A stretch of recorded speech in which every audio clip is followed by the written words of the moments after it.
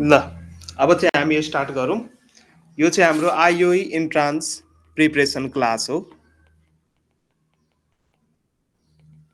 IOE entrance preparation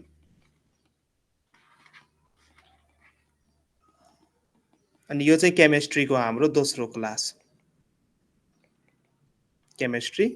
अनि हामी language of chemistry हेर्दै थियौँ, basic concepts of chemistry. Different different बुकलाई फलो गर्दा डिफ्रेन्ट डिफ्रेन्ट नाम चाहिँ दिएको हुन्छ, सो कन्फ्युज नहुनु। यसमा चाहिँ केमिस्ट्रीको बेसिक्स कन्सेप्ट्स हामी पढ्दै थियौँ।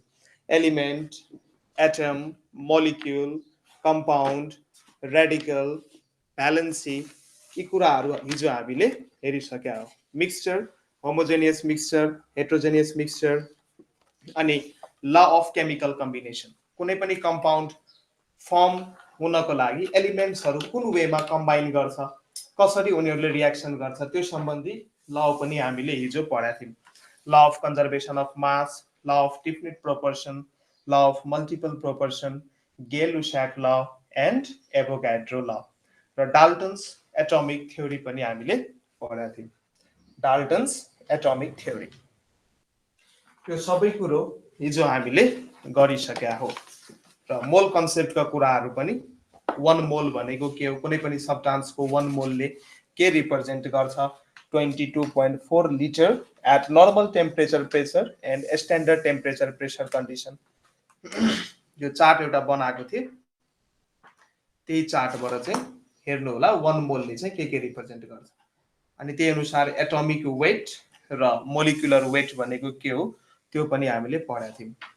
एटोमिक वेटलाई यदि ग्राममा रिप्रेजेन्ट गर्यो भने त्यसलाई चाहिँ हामी ग्राम एटोमिक वेट, र in the same way molecular वेटलाई यदि ग्राममा रिप्रेजेन्ट हामी गर्छौँ भने that is called gram molecular weight.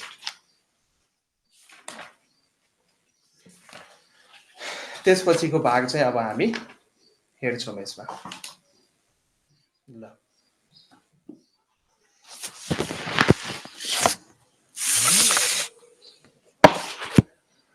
Determination of molecular weight, language of chemistry अथवा बेसिक्स कन्सेप्ट्स अफ केमिस्ट्री भनेर फर्स्ट च्याप्टरको नेमिङ त्यसरी लेख्न सक्नुहुन्छ, basics concepts of chemistry. Basics concepts of chemistry. ल अब मोलिकुलर वेट भन्नाले के बुझिन्छ भने कुनै पनि कम्पाउन्डमा जति पनि मोलिक्युलहरू छ त्यो सबै मोलिक्युलहरूको एटोमिक वेट यदि हामीले एड गर्यौँ भने that is called molecular weight. For example मैले वाटर लेखेँ H2O, यसको मोलिकुलर वेट निकाल्नुहोस्। हाइड्रोजनको एटोमिक वेट हामी 1 लिन्छौँ, सो दुईटा हाइड्रोजनको एटम छ, सो 2 into 1 प्लस अक्सिजनको हामी 16 लिन्छौँ, सो यो भयो 18 ग्राम। वास्तवमा 18 AMU हुन्छ, तर यदि त्यही एटोमिक वेटलाई अथवा हामी ग्राममा पनि रिप्रेजेन्ट गर्न सक्छौँ। सो वाटरको मोलिकुलर वेट भयो 18 ग्राम। अब यो मोलिकुलर वेटहरू हामी कसरी डिटरमाइन गर्ने, त्यसको 2-3वटा मेथड हुन्छ। त्यो मेथड मध्ये एउटा मेथड हो मोलिकुलर कम्पाउन्ड अथवा यो मोलिकुलर वेट, या मैले कम्पाउन्ड लेखेको छु, मोलिकुलर वेट कसरी डिटरमाइन गर्ने, मोलिकुलर वेट। सो यसको डिटर्मिनेसन मेथडहरू एउटा छ डिटर्मिनेसन अफ मोलिकुलर वेटमा, नाम मात्रै, अलिकति फर्मुला यसको थाहा पाउनुहोस्। यो पार्टबाट त्यति क्वेसन आउँदैन, म्याक्सिमम क्वेसन आउँछ मोल कन्सेप्टबाट। Determination of molecular weight. So first method हो हाम्रो vapour density method. Vapour density method, vapour density method. So vapour density मेथडमा हामी मोलिकुलर वेटको जुन फर्मुला छ, पहिला चाहिँ हामी कम्पाउन्डको भेपर डेन्सिटी निकाल्छौँ। भेपर डेन्सिटीको फर्मुला हुन्छ, लेख्नु यो भेपर डेन्सिटी। सो पहिला चाहिँ हामी भेपर डेन्सिटी निकाल्छौँ। भेपर डेन्सिटीको फर्मुला हुन्छ weight of a certain volume of gas, weight of a certain volume of gas at certain temperature and pressure. एउटा चाहिँ प्रेसर र टेम्परेचरको क्राइटेरियालाई कन्स्टेन्ट राख्नु पर्यो। Weight of a certain volume of gas अथवा weight of a certain volume of vapour पनि लेख्न सक्नुहुन्छ, ग्यास अथवा vapour under certain temperature and pressure.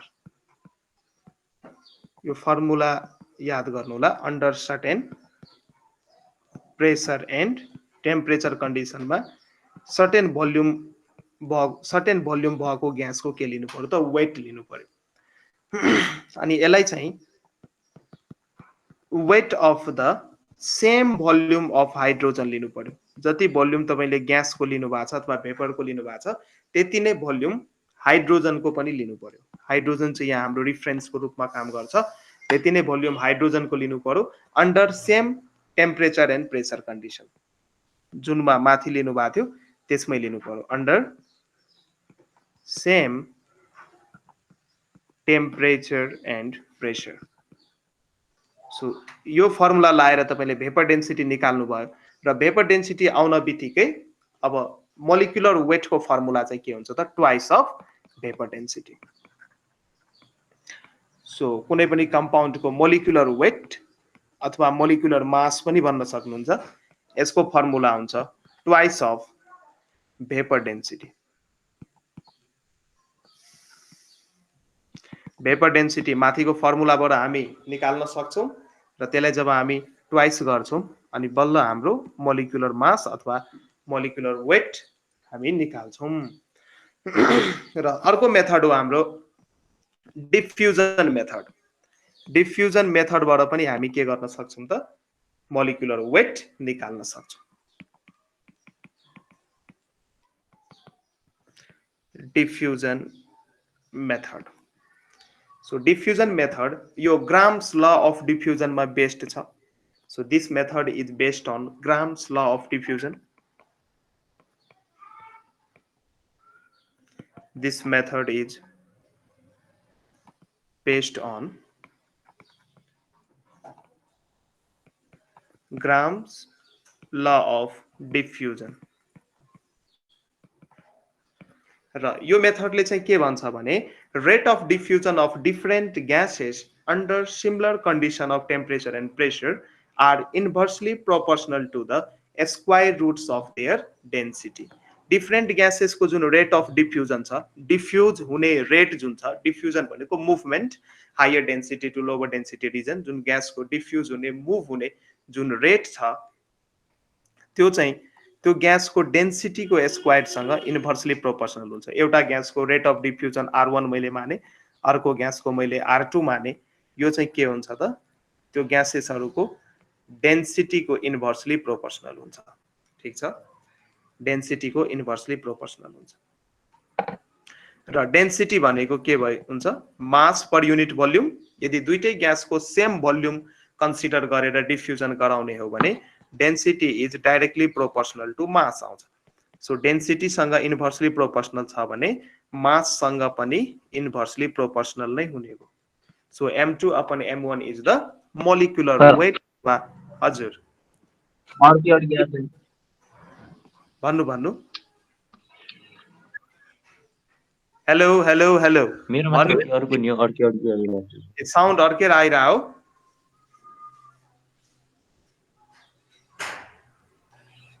Sir sound अर्कै आइरहेछ। अहिले ठिक आइरहेछ साउन्ड। सल्फरको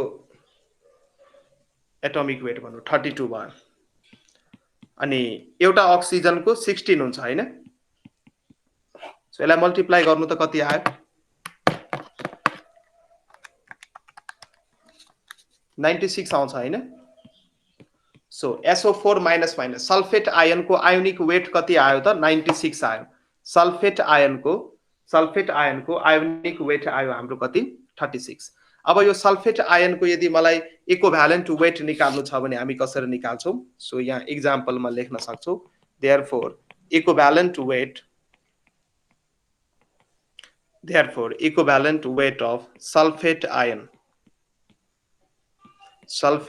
को इक्विभ्यालेन्ट वेट। सो हाम्रो फर्मुला के छ ionic weight upon charge. Ionic weight कति छ 96 र सल्फेट आयनमा चार्ज कतिवटा छ दुईटा नेगेटिभ चार्ज छ सो नेगेटिभ होस् पोजिटिभ होस् त्यसले फरक पर्दैन चार्जको नम्बर लेख्ने कतिवटा चार्ज छ दुईटा चार्ज छ त्यसैले 2 ले डिभाइड गरिदिनुस् दुईटा चार्ज छ त्यसैले 2 ले डिभाइड गर्नु so 96 divide by 2 is equals to 48 so 48 is the equivalent weight of के सल्फेट आयन त्यही अनुसार कार्बोनेट आयनको निकाल्नुस् कार्बोनेट कार्बोनेटको हुन्छ CO3 माइनस माइनस यसको मलाई आयोनिक वेट भन्नु त कार्बोनेट आयनको आयोनिक वेट क्याल्कुलेट गरेर भन्नुस् त आयोनिक वेट यसको कार्बनको कति हुन्छ 12 अक्सिजनको भयो 16 into 3 सो यो हेर्नुस् त कति भयो 60 भयो सो कार्बोनेट आयनको आयोनिक वेट चाहिँ 60 भयो र यसको माथि कतिवटा नेगेटिभ चार्ज छ दुईटा नेगेटिभ चार्ज छ त्यसैले यसको जब हामी इक्विभ्यालेन्ट वेट झिक्छौं so equivalent weight of carbonate ion कति हुन्छ त 60/2 इक्वल्स टु 30 जस्ट बुझ्नु भयो नि म के भन्न खोजिरहेको छु आयन्सहरुको इक्विभ्यालेन्ट वेट कसरी झिक्ने बुझ्नुभयो नि प्रभा पन्थीजी Yes, बुझ्नु sir. भयो ल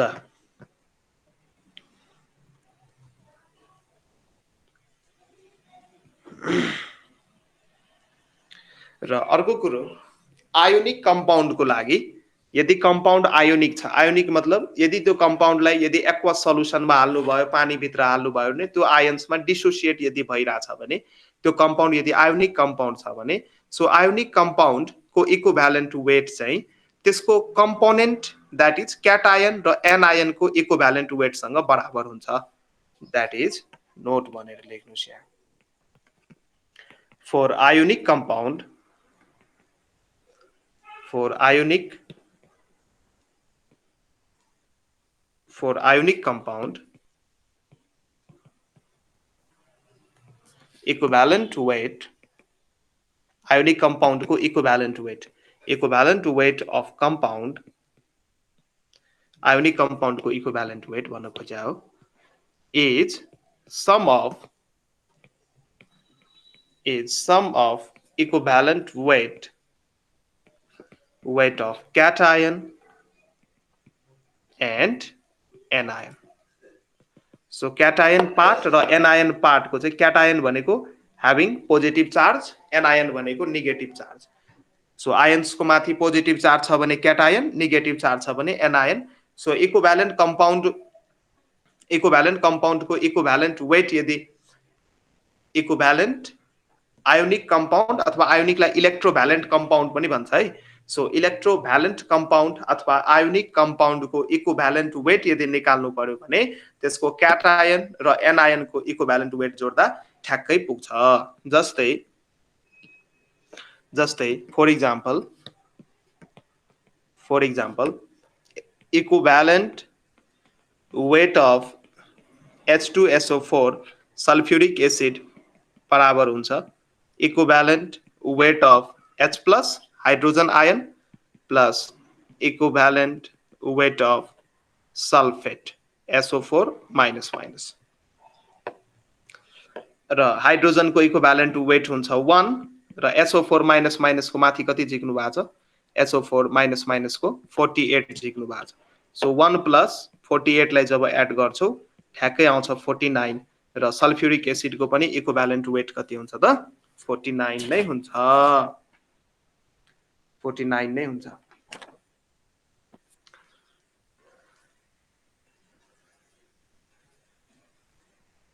ठीक छ अब हामी इक्विभ्यालेन्ट वेट अफ एसिड र इक्विभ्यालेन्ट वेट अफ बेस को कुरा गर्छौं बेस को पनि कुरा गर्छौं एसिड को पनि कुरा गर्छौं सो यहाँ लेख पहिला एसिड हामी पढिहालौं अनि एसिड को इक्विभ्यालेन्ट वेट को पनि कुरा गर्छौं एकछिन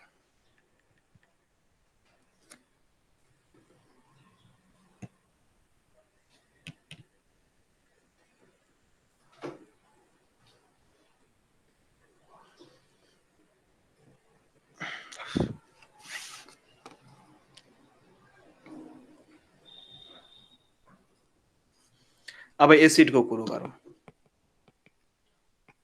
एसिड, सो एसिडको लागि इक्विभ्यालेन्ट वेट डिफाइन हुन्छ यसरी, इक्विभ्यालेन्ट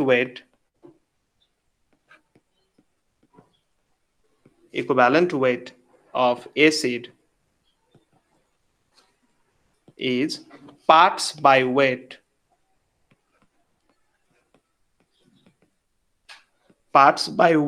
of acid यो एसिड को पार्ट्स बाय वेट हो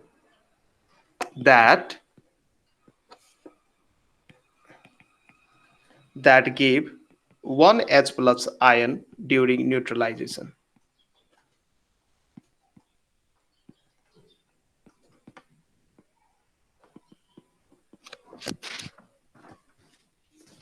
र यसको फर्मुला हुन्छ एसिड को लागि इक्विभ्यालेन्ट वेट को formula, equivalent weight of acid निकाल्नु पर्यो भने यसको मोलिकुलर वेट अथवा मोलिकुलर मास भन्न सक्नुहुन्छ, मोलिकुलर मास अथवा वेट, एसिड को molecular weight upon basicity.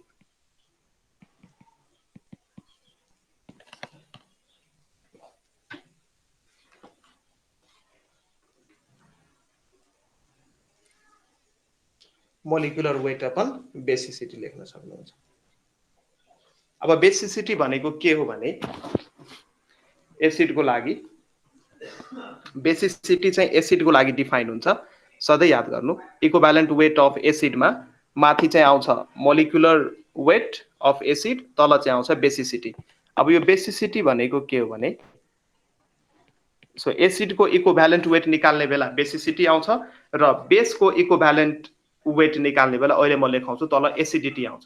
So बेसिडिटी चाहिँ एसिड को केसमा आइरहेछ। तो बेसिडिटी को मतलब हुन्छ number of displaceable H plus ions present in one molecule of acid. कुनै पनि एसिड को वन मोलिक्युलमा कतिवटा H प्लस आयन हामी डिस्प्लेस गर्न सक्छौं, त्यहाँबाट हटाउन सक्छौं, त्यो चाहिँ त्यसको बेसिसिटी हुन्छ। सो बेसिसिटी चाहिँ एसिड को लागि डिफाइन गरिन्छ। सो बेसिसिटी नोट बनाउँदै जानुस् है। Basicity is the number of displaceable, त्यसलाई हामी डिस्प्लेस गर्न सक्छौं, H plus ions present in 1 mole of the acid. Acid को 1 मोल मा कतिवटा 1 मोल बाट चाहिँ कतिवटा चाहिँ हामी H plus ion लाई डिस्प्लेस गर्न सक्छौं। जस्तै HCl को मैले 1 मोल लिए, 1 मोल अफ HCl भनेको यसको मोलिकुलर वेट जति लिनु पर्यो। HCl मा कतिवटा हाइड्रोजन हामी हेरिरहेछौं, एउटा हाइड्रोजन, सो हामी एउटा H प्लस लाई यहाँबाट रिप्लेस गर्न सक्छौं। सो HCl को बेसिसिटी 1 हुन्छ। त्यही अनुसार H2SO4 जब आयोनाइज हुन्छ 2H प्लस र एउटा सल्फेट आयन निस्किन्छ यहाँबाट। सो H2SO4 बाट चाहिँ हामी दुईटा H प्लस पाउन सक्छौं। सो H2SO4 को बेसिसिटी भयो 2। त्यही अनुसार फोस्फोरिक एसिड जुन छ हाम्रो H3PO4, यहाँ चाहिँ हामी तीनवटा हाइड्रोजन हेरिरहेछौं, यहाँ तीनवटा चाहिँ हामी पाउन सक्छौं। सो 3H प्लस अनि PO4 माइनस माइनस माइनस, यो चाहिँ फस्फेट आयन हो। PO4 हिजो लेखाएको थिए फस्फेट आयन। सो कुनै पनि एसिडमा कतिवटा H प्लस आयन प्रेजेन्ट छ अथवा 1 मोल अफ त्यो एसिडबाट कतिवटा हामी H प्लस आयन पाउन सक्छौं, त्यही नै त्यसको बेसिसिटी हो। So equivalent weight of acid निकाल्नु पर्यो भने एसिड को मोलिकुलर मास अथवा मोलिकुलर वेट राख्नुस्, त्यसलाई चाहिँ त्यसको बेसिसिटीले डिवाइड गर्नुस्, बेसिसिटीले डिवाइड गर्नुस्। अब म यहाँ बेसिसिटी लेखिदिँदै छु। HNO3 को बेसिसिटी कति हुन्छ? 1 हुन्छ। HNO3 को बेसिसिटी किनकि यहाँबाट एउटा मात्रै H प्लस आउँछ र एउटा NO3 माइनस आउँछ। HCl को पनि 1 हुने भयो, H plus Cl minus, HCl को पनि 1 हुने भयो। एसेटिक एसिड CH3COOH, यो जब ब्रेक हुन्छ बन्छ CH3CO acetate ion plus H plus, यहाँबाट पनि हाइड्रोजन आयो, हाम्रो H प्लस आयो, हाइड्रोजन आएन। सो एसेटिक एसिड को पनि बेसिसिटी 1 भयो। सो यति एसिड नै आइरा हुन्छ, यति एसिड नै आइरा हुन्छ।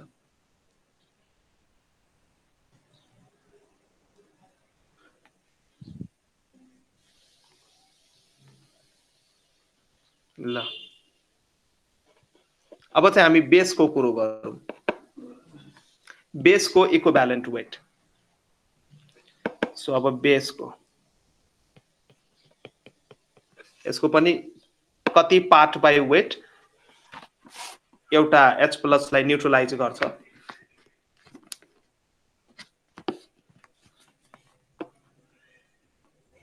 इट इज द बेस को लागि equivalent weight of base is parts by weight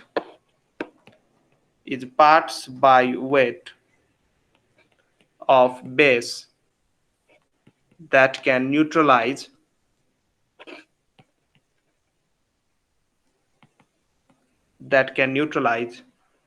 one H plus ion एउटा हाइड्रोजन आयनलाई न्यूट्रलाइज गर्नको लागि कति पार्ट्स बाई वेट त्यो बेसको खपत भइराछ खर्च भइराछ त्यसलाई नि हामी इक्विभ्यालेन्ट वेट अफ बेस भन्छौं र यसको फर्मुला हुन्छ सेम पहिला जस्तै तर एसिडिटी को ठाउँमा बेसिसिटी लेख्ने so equivalent weight of base को फर्मुला भयो माथि चाहिँ molecular weight of the base माथि चाहिँ मोलिकुलर वेट अफ बेस अनि तल चाहिँ यसको अघि चाहिँ बेसिसिटी थियो त अहिले चाहिँ एसिडिटी यसले चाहिँ एसिडिटी अब फेरि एसिडिटी भनेको फेरि एसिडिटी को कुरा आउँछ के हो त यो एसिडिटी सो एसिडिटी चाहिँ बेस को लागि चाहिँ हामी डिफाइन गर्छौं बेसिसिटी एसिड को लागि डिफाइन गरा जस्तै एसिडिटी चाहिँ हामी बेस को लागि डिफाइन गर्छौं so acidity is the number of displaceable acidity is the number of displaceable जसलाई चाहिँ हामी डिस्प्लेस गर्न सक्छौं displaceable OH minus hydroxide ions present in 1 mole of the base present in 1 mole of the base जस्तै sodium hydroxide लिने हो भने NaOH sodium hydroxide जब brake हुन्छ यो Na+ OH- मा ब्रेक हुन्छ सपोज सो एउटा मात्रै OH- आयन आयो हाइड्रोक्साइड आयन आयो सो NaOH को एसिडिटी चाहिँ 1 भयो त्यही अनुसार क्याल्सियम हाइड्रोक्साइड लिनुस् यसलाई जब ब्रेक गर्नुस् Ca++ बन्छ र 2OH- निस्किन्छ सो यो केसमा चाहिँ ब्यालेन्स चाहिँ गरेर हेर्नुस् है यो केसमा चाहिँ हामी दुईटा OH- आयन पाइराछौं सो क्याल्सियम हाइड्रोक्साइड को एसिडिटी पनि 2 हुने भयो यसरी चाहिँ बुझ्न सक्नुहुन्छ एसिडिटी चाहिँ बुझ्न सक्नुहुन्छ त्यही अनुसार KOH पोटासियम हाइड्रोक्साइड यदि आयो भने यसको पनि K+OH- नै हुन्छ सो यसको पनि एसिडिटी 1 नै हुने भयो मैग्नीशियम हाइड्रोक्साइड में पनि दुईटा मात्रै निस्किन्छ सो यसको पनि एसिडिटी 2 हुने भयो Mg++ दुईटा OH- त्यही अनुसार यति चाहिँ याद गर्नु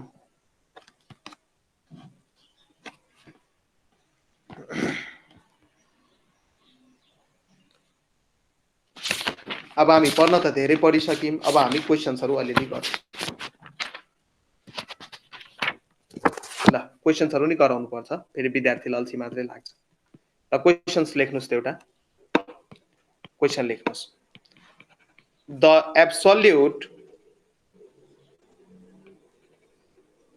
the absolute mass of 1 AMU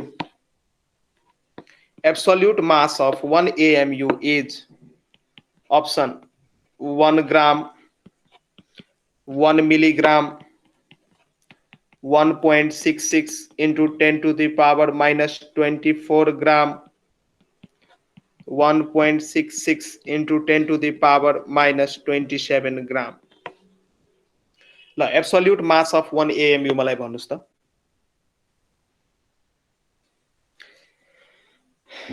AMU को एब्सोल्युट मास भन्नुस्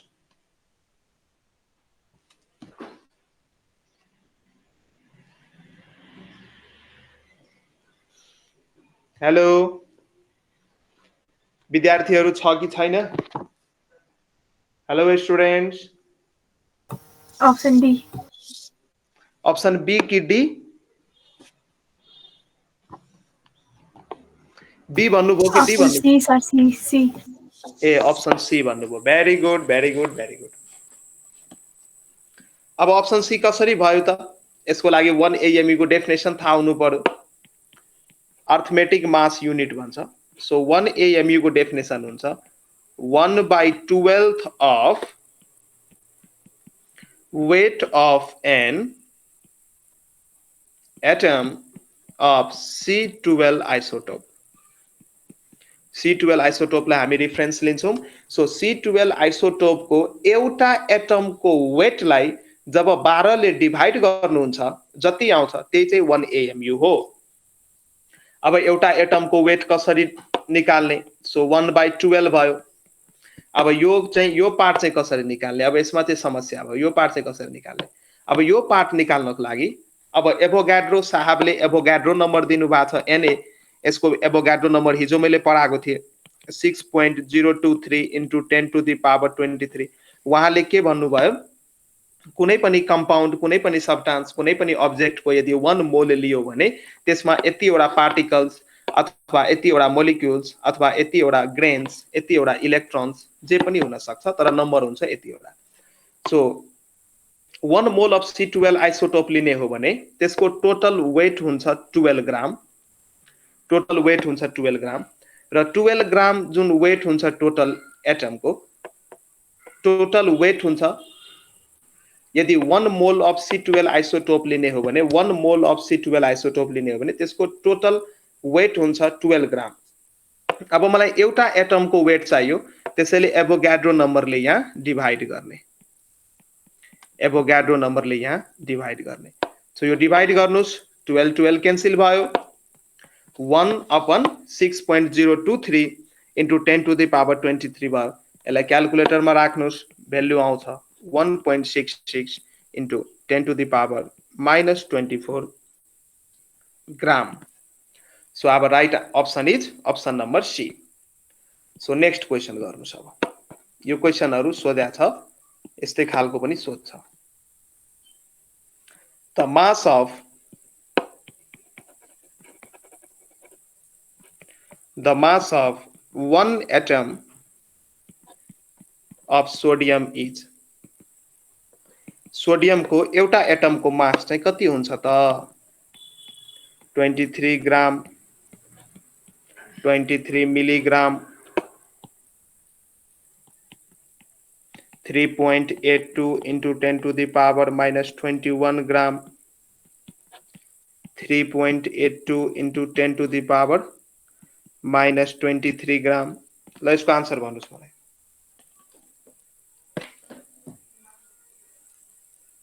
सो धेरै सिम्पल क्वेसन, तर यस्तो खालको सोध्छ है। सोडियमको एउटा एटमको मास सोध्दैछ। एभोगाड्रो लले के भन्छ? एभोगाड्रो साहबले के भन्नुभएको थियो?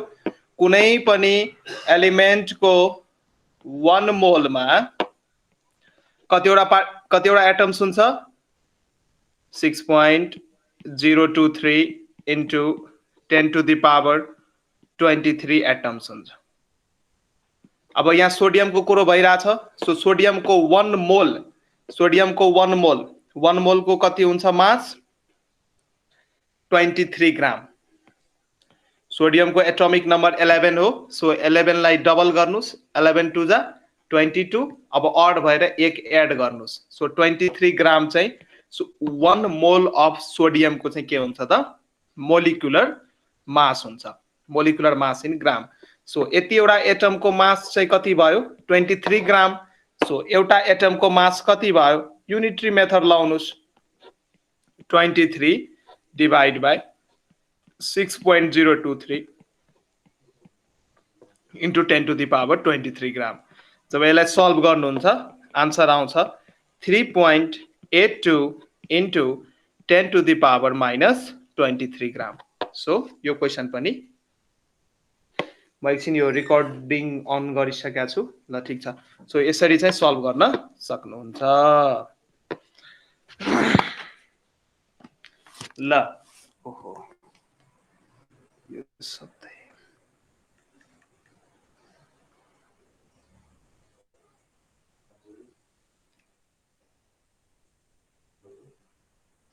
Sir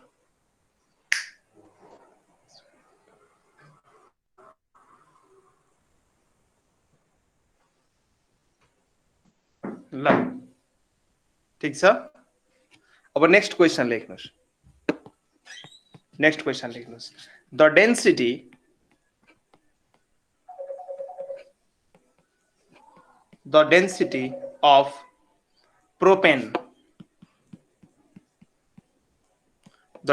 of propane gas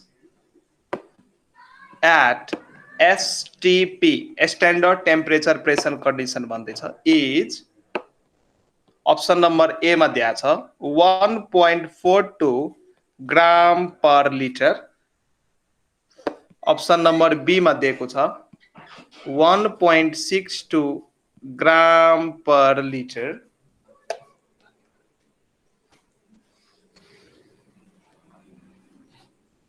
option number B मा 1.62 gram per litre option number C मा दिएको छ 1.85 gram per litre option number D मा दिएको छ 1.96 gram per litre tell me the right answer the density of propane gas को density सोधिरहेछ यहाँ एट एसटीपी है स्टैंडर्ड टेम्परेचर प्रेशर कंडीशन में डेंसिटी सोधिरहेछ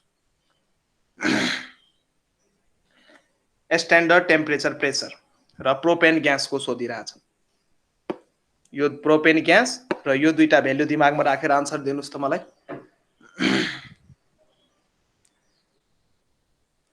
आन्सर दिनुस् अब यस्तो क्वेशन आन्सर गर्नको लागि एसटीपी स्टैंडर्ड टेम्परेचर प्रेशर बनेको छ भने 1 मोल कन्सिडर गर्ने 1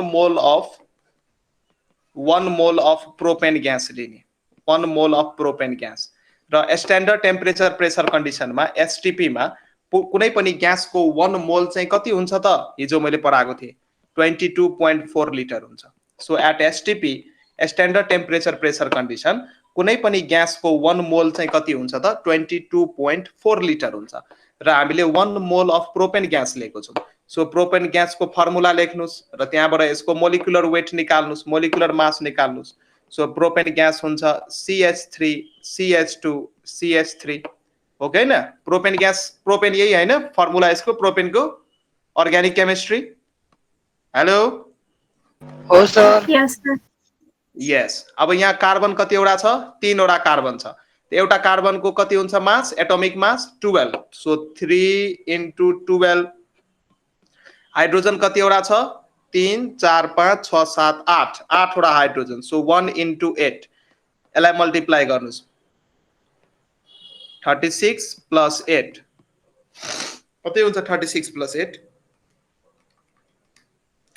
44 ग्राम सो यसको मोलिकुलर मास आयो 42 ग्राम र यसको के भन्छ यो भोल्युम आयो 22.4 लिटर यो 22.4 चाहिँ के हो त यो चाहिँ भोल्युम हो volume of propane gas at STP अब डेंसिटी निकाल्नुस् डेंसिटी भनेको mass upon volume simple density को फर्मुला के हुन्छ त मास त कुन मास लिने यहाँ मोलिकुलर मास लिने मोलिकुलर मास अपन यो कुन भोल्युम हो यो मोलार भोल्युम हो मोलार 1 मोल को भोल्युम हो 22.4 लिटर सो 22.4 लिटर लाई मोलार भोल्युम पनि भन्छ सो मास कति आयो माथि 44 ग्राम भोल्युम कति छ 22.4 लिटर सो यसलाई क्याल्कुलेटर मा हाल्नुस् आन्सर आउँछ खोइ मलाई नि हाल्न दिनुस् एकचोटी 44 डिवाइड बाइ 22.4 आन्सर आउँछ यसको 1.96 1.96 माथि भयो ग्राम तल भयो litre so right option is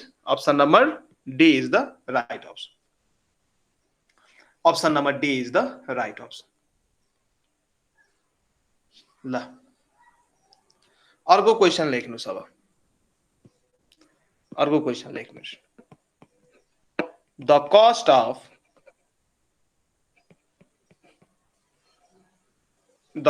of sugar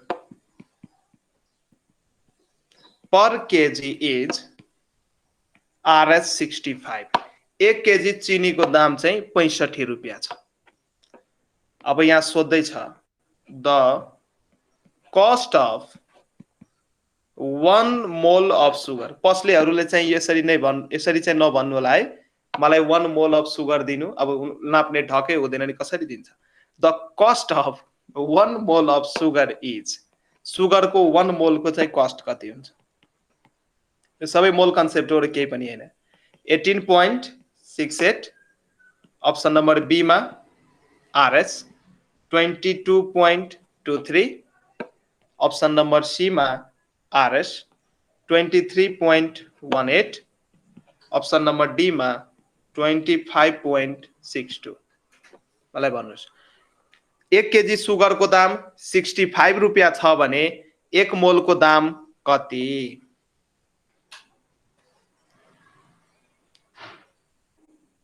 एक मोलको दाम कति? अब सुगरको त मोलिकुलर फर्मुला आउनु पर्यो। सो लेखिदिन्छु म। सुगरको मोलिकुलर फर्मुला हुन्छ जुन हामी सुगर खान्छौँ, C12H22O11। अब गर्नुस् त, अब गर्नुस्। अब यो मोलिकुलर फर्मुला भइसकेपछि मोलार मास आउँछ कि आउँदैन यहाँबाट? सुगरको 1 मोलको मास आउँछ यहाँबाट। सुगरको 1 मोलको मास आउँछ यहाँबाट। सो 1 मोलको मास 12 वटा कार्बन छ, सो 12 into 12, 22 वटा हाइड्रोजन छ, सो 1 into 22 प्लस 11 वटा अक्सिजन छ, सो 11 into 16। यसलाई मल्टिप्लाई गर्नुस् त कति आउँछ? 342। आन्सर आयो 342 ग्राम। आन्सर आयो 342 ग्राम।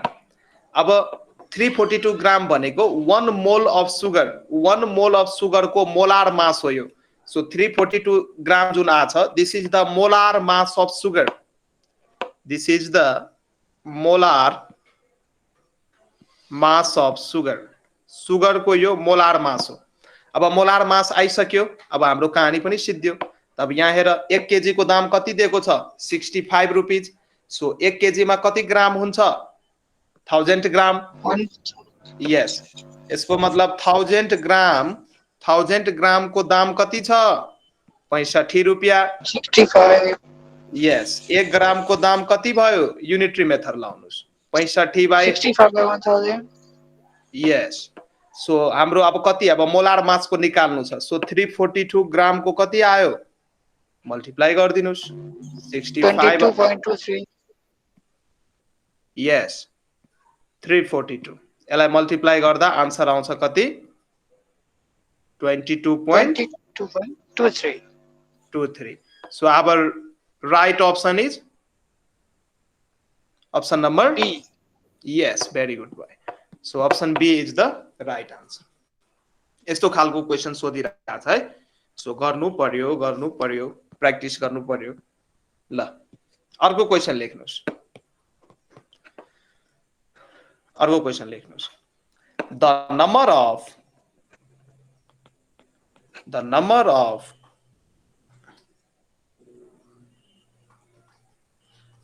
of water molecules present in 1 ml of water is 1 ml of water मा कतिवटा वाटर मोलिक्युल हुन्छ निकाला भन्दैछ। सो अप्सन दिएको छ 3.34 into 10 to the power 21, be मा दिएको छ 3.34 into 10 to the power 22, C मा दिएको छ 2.01 into 10 to the power 22, D मा दिएको छ 2.01 into 10 to the power 23। ल गर्नुस् त। 1 ml of water मा कतिवटा वाटर मोलिक्युल हुन्छ निकाल्नुस्। 1 ml वाटर मा कतिवटा वाटर मोलिक्युल हुन्छ?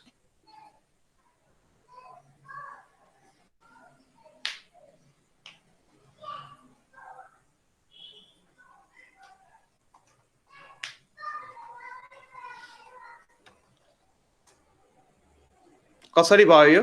त्यो नि हामी हेरिहालौँ। हेर्नुस् वाटरको डेन्सिटी यहाँ डेन्सिटीमा छ है कहानी वाटरको डेन्सिटी कति हुन्छ डेन्सिटी अफ वाटर हुन्छ 1000 kg per meter cube त्यो त एसआई मा भयो सीजीएस मा कति हुन्छ 1 ग्राम पर सीसी अथवा 1 ग्राम पर एमएल सो यसको मेन नोट चाहिँ के हो त डेन्सिटी अफ वाटर मा छ कहानी सो डेन्सिटी अफ वाटर कति हुन्छ त 1 ग्राम पर एमएल यसको मतलब 1 ml भोल्युम को वाटर को मास यदि जोख्ने हो भने 1 ग्राम हुन्छ 1 ml भोल्युम भएको पानी को यदि मास नाप्ने हो भने त्यसको मास चाहिँ 1 ग्राम हुन्छ अब 1 ml मा सोध्या छ सो 1 ml वाटर को मास कति भयो त 1 ग्राम भयो 1 ग्राम भयो सो 1 ग्राम वाटर मा 1 ग्राम मास भएको वाटर मा कतिवटा वाटर मोलिक्युल छ भनेर क्वेशनले सोध्या छ यसरी बुझ्नुस् अब हेर्नुस् मोलार मास बाट सबै कहानी गर्ने मोलार मास सो वाटर को 1 मोल लिनुस् 1 mole of water 1 mole of water को कति हुन्छ अथवा 1 मोल अफ वाटर को मोलार मास कति हुन्छ 18 ग्राम हुन्छ 18 ग्राम हुन्छ सो 1 मोल अफ वाटर को मोलार मास हुन्छ 18 ग्राम र एभोगाड्रो ल अनुसार 18 ग्राम मा चाहिँ कतिवटा वाटर को मोलिक्युल्स हुन्छ equals to Avogadro number that is 6.023 into 10 to the power 23 वटा मोलिक्युल्स अफ वाटर हुन्छ मोलिक्युल्स अफ वाटर हुन्छ यसको मतलब 18 ग्राम मा 18 ग्राम मा कतिवटा वाटर को मोलिक्युल छ त 6.023 into 10 to the power 23 वटा मोलिक्युल्स छ 18 ग्राम्स मा चाहिँ यतिवटा मोलिक्युल छ तर अब हामीलाई चाहियो 1 ग्राम मा सो 1 ग्राम मा कतिवटा मोलिक्युल हुने भो डिवाइड बाइ 18 गर्नु you will get your answer so 1 ग्राम मा so in 1 ग्राम मास भएको वाटर अथवा 1 ग्राम मास भएको पानीमा कतिवटा वाटर मोलिक्युल्स हुन्छ त 6.023 into 10 to the power 23 divide by 18 गर्दा you will get your answer 3.34 into 10 to the power 22 यतिवटा molecules चाहिँ त्यसमा हुन्छ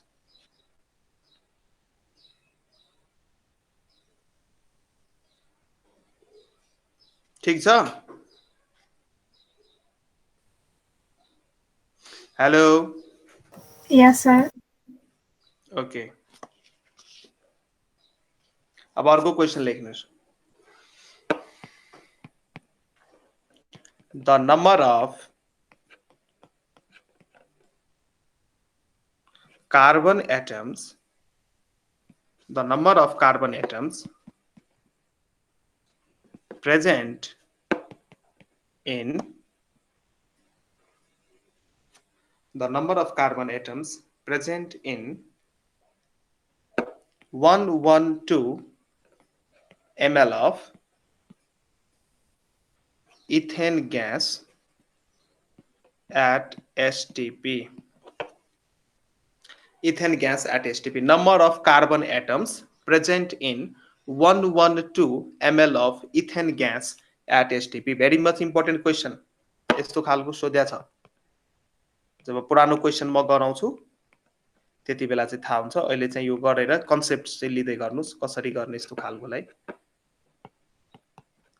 6.023 into 10 to the power 21 सी नंबर मा दिएको छ 3.015 into 10 को पावर 22 र डी अप्सन दिएको छ 6.023 into 10 to the power 22 ल यो क्वेशन गर्नुस् the number of carbon atoms present in 112 ml of ethane gas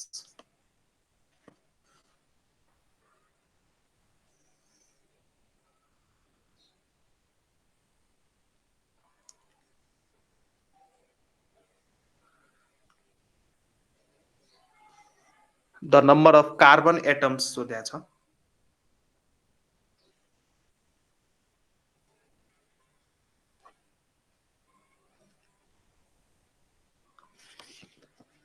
हेर्नुस् कसरी गर्ने भने यो क्वेशनलाई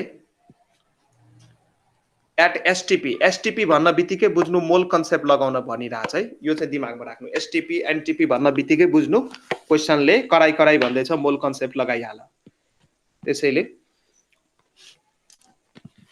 यो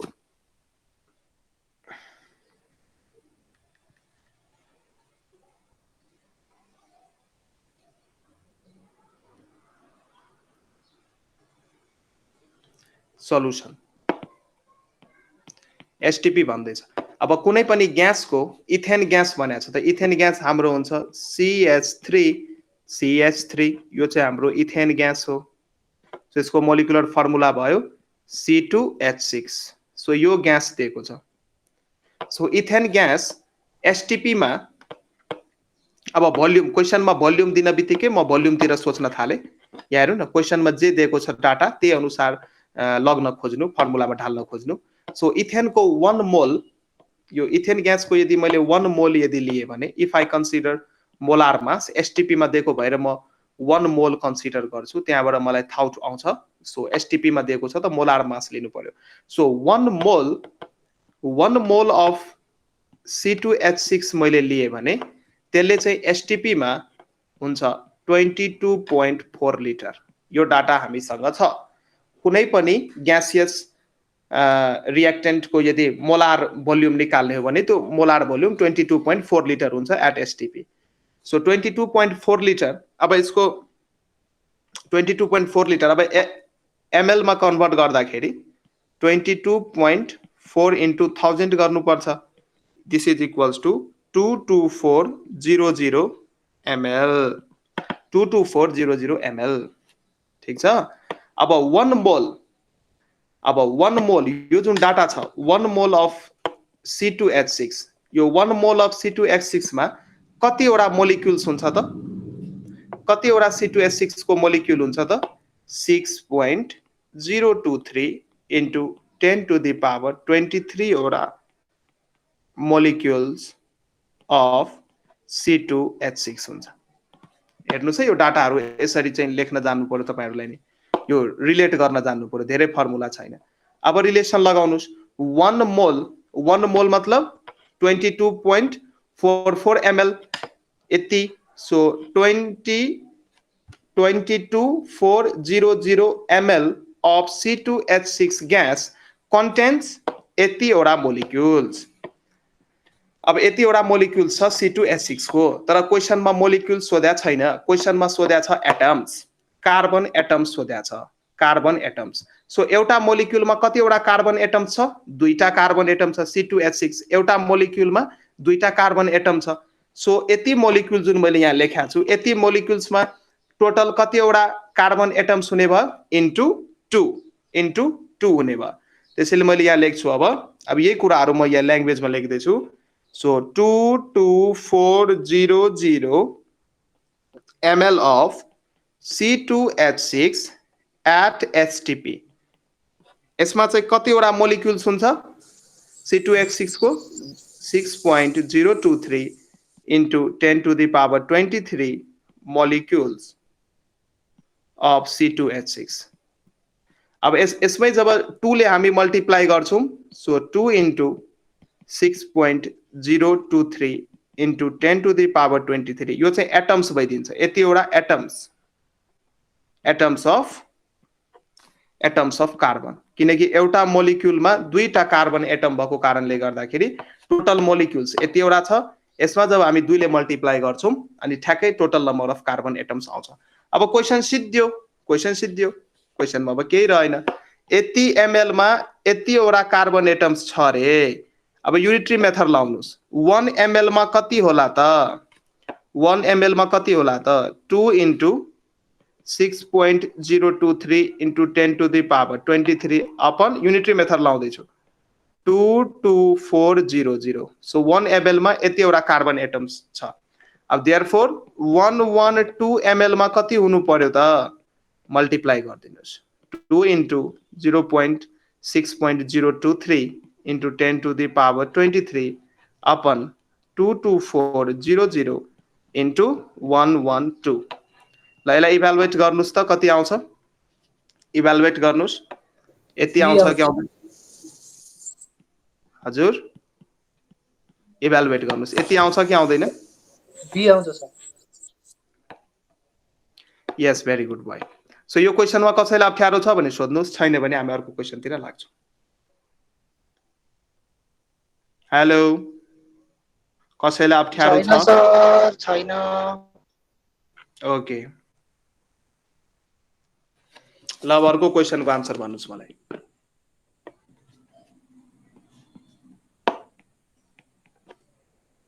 यो क्वेसनको आन्सर भन्नुस् द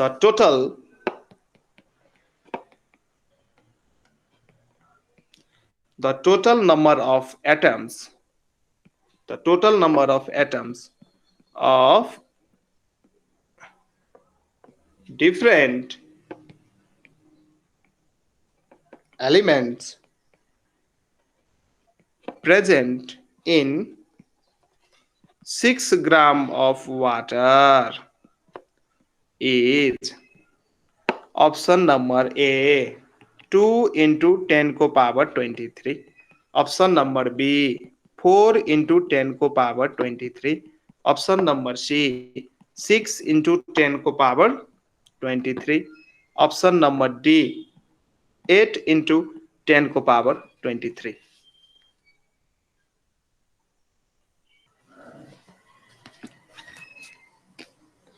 ल गरौँ हामी the total number of atoms of different elements present in 6 gram of water total number of atoms भन्दैछ सो मोलार मासलाई लिएर काम गर्ने मोलार मास अफ वाटर हुन्छ 18 ग्राम सो 18 ग्राम अफ वाटरमा कतिवटा मोलिक्युल्स हुन्छ 6.023 into 10 to the power 23 वटा molecules of water हुन्छ र वाटरको मोलिक्युल यतिवटा भइसकेपछि अब टोटल यतिवटा मोलिक्युल्स अफ वाटर हुन्छ र एउटा वाटरको मोलिक्युलमा कतिवटा एटम हुन्छ 3 वटा एटम हुन्छ दुईटा हाइड्रोजनको एटम र एउटा अक्सिजनको atom so total number of atoms भयो 3 गुना 6.023 into 10 to the power 23 यति चाहिँ भयो number of atoms total number of atoms यति चाहिँ के भयो त टोटल नम्बर अफ एटम्स भयो दुईटै हाइड्रोजन एन्ड अक्सिजन दुईटैलाई मिलाएर सो 18 ग्राममा चाहिँ यतिवटा चाहिँ के हुन्छ त 3 into 6.023 into 10 to 23 चाहिँ के हुन्छ त नम्बर अफ एटम्स हुन्छ अब 6 ग्राममा निकाल्न भन्दैछ सो के गर्नु पर्यो 3 into 6.023 into 10 to the power 23 divide by 18 into 6 divide by 18 into 6 so छक्का छ 12 6 त्रिके 18 हैन सो 3 3 क्यान्सल त माथि कति आयो 6.023 into 10 to the power 23 वटा चाहिँ एटम्स हुन्छ सो यो अप्सनसँग सम्बन्धित अप्सन हेर्दाखेरि ठ्याक्कै मिल्दो जुल्दो अप्सन कुन छ भन त जुन अप्सन मेरो आएको छ योसँग मिल्दा जुल्दा अप्सन कुन हो अप्सन नम्बर सी हो C.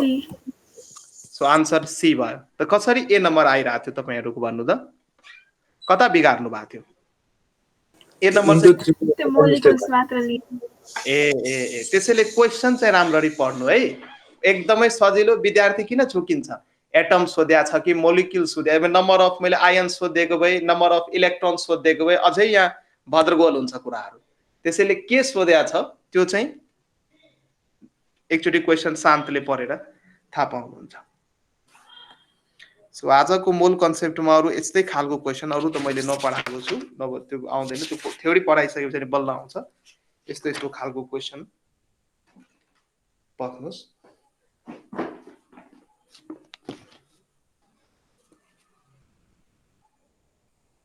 अरु टाइपको न्युमेरिकल चाहिँ म गराउँछु ल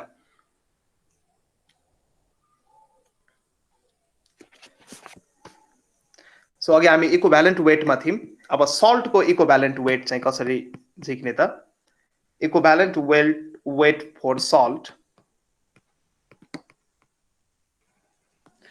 इक्विभ्यालेन्ट वेट अफ सल्ट्स यसको फर्मुला हुन्छ फर्मुला मास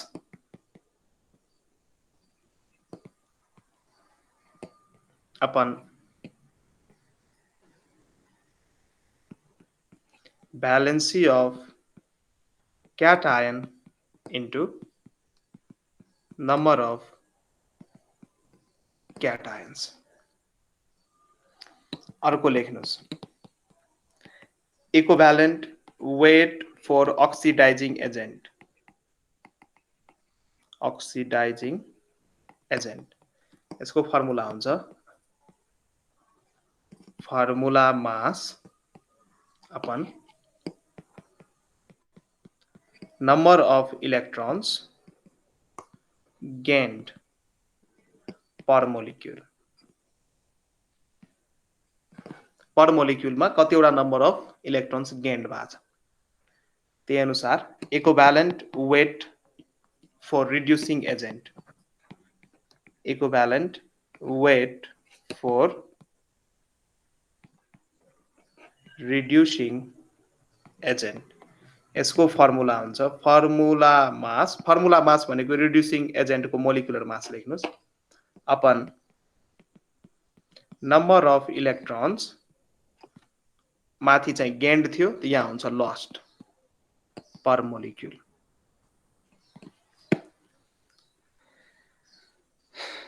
अब कहिलेकाहीँ क्वेशनमा इम्पेरिकल मोलिकुलर फर्मुला दिएर इम्पेरिकल फर्मुला सोध्न सक्छ अथवा कहिलेकाहीँ इम्पेरिकल फर्मुला दिएर मोलिकुलर फर्मुला सोध्न सक्छ सो केमिकल फर्मुला हामीसँग दुई किसिमको हुन्छ सो केमिकल फर्मुले हामीसँग दुई किसिमको हुन्छ एउटा हुन्छ molecular फर्मुले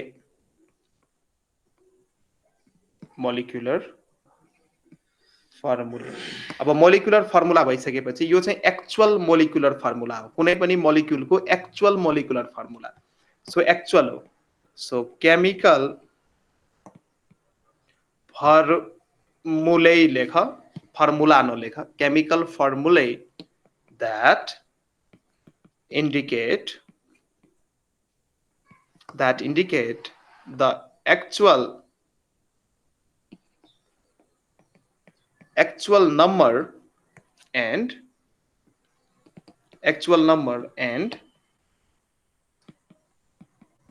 type of atoms actual number and types of atoms in a molecule.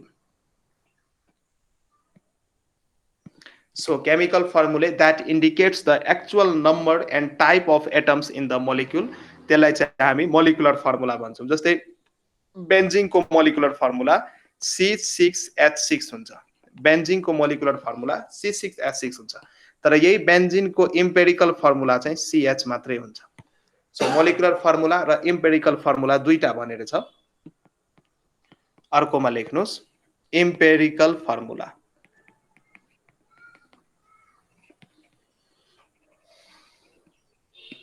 Empirical formula अनि यसले चाहिँ एक्चुअल नम्बर चाहिँ दिदैन रिलेटिभ नम्बर दिन्छ हाइड्रोजन कुन कुन एटम त्यसमा प्रेजेन्ट छ त्यसको नाम चाहिँ मात्रै भन्छ रे कतिवटा छ त्यो चाहिँ भन्दैन रिलेटिभ मात्रै यो छ त्यसको नम्बर चाहिँ दिदैन जुन प्रेजेन्ट छ त्यो चाहिँ मात्रै लेख्छ so chemical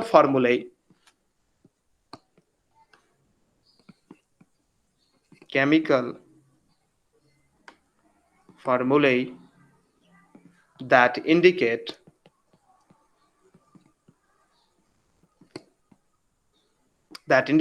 only the relative number of atoms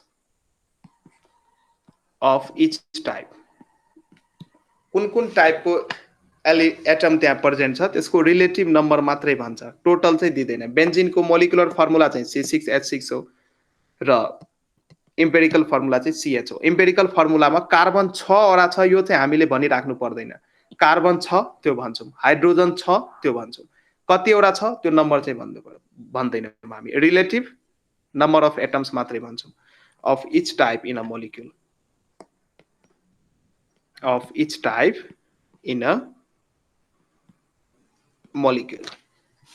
so benzene को इम्पेरिकल फर्मुला चाहिँ CH हुन्छ अब यसको स्टेप्सहरु हुन्छ determination of empirical formula determination of molecular formula यसको स्टेप्सहरू हुन्छ सो स्टेप्सहरू त्यति चाहिँ लेख्नु पर्दैन घोक्नु पर्दैन सो एउटा रिलेसन चाहिँ थाहा पाऊ यो n भनेको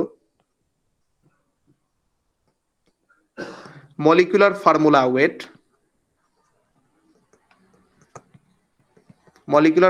weight upon empirical formula weight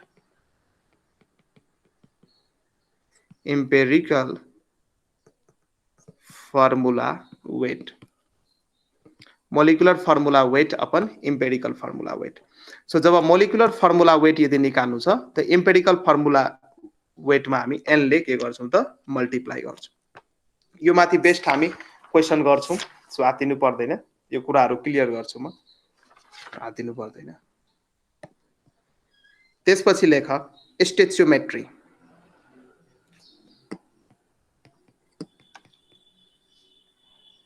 STOICHIOMETRY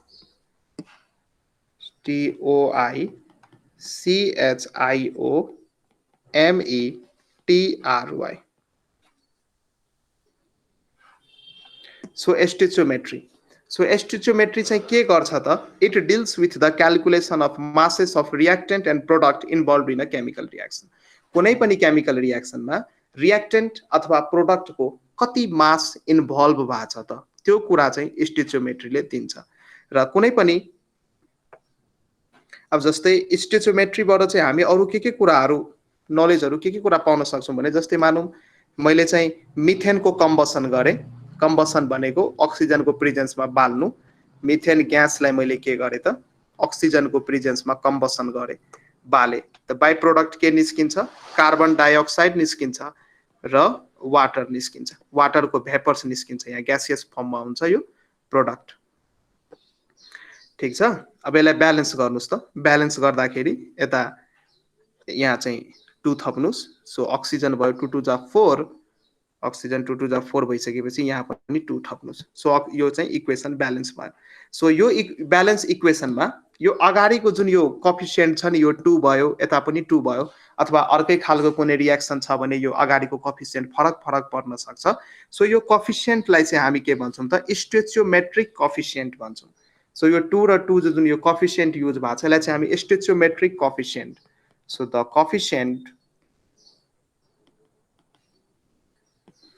coefficients of oxygen and water को जुन कोएफिसिएन्ट छ दैट इज 2 मैले 2 को कुरो गर्दैछु यो 2 को अक्सिजन को पनि 2 नै छ र वाटर को पनि 2 नै छ 2 3 5 6 चाहिँ नि हुन सक्छ सो यो जुन कोएफिसिएन्ट छ दैट इज 2 मैले लेखे यसलाई चाहिँ हामी के भन्छौं त आर कल्ड स्टोइचियोमेट्रिक कोएफिसिएन्ट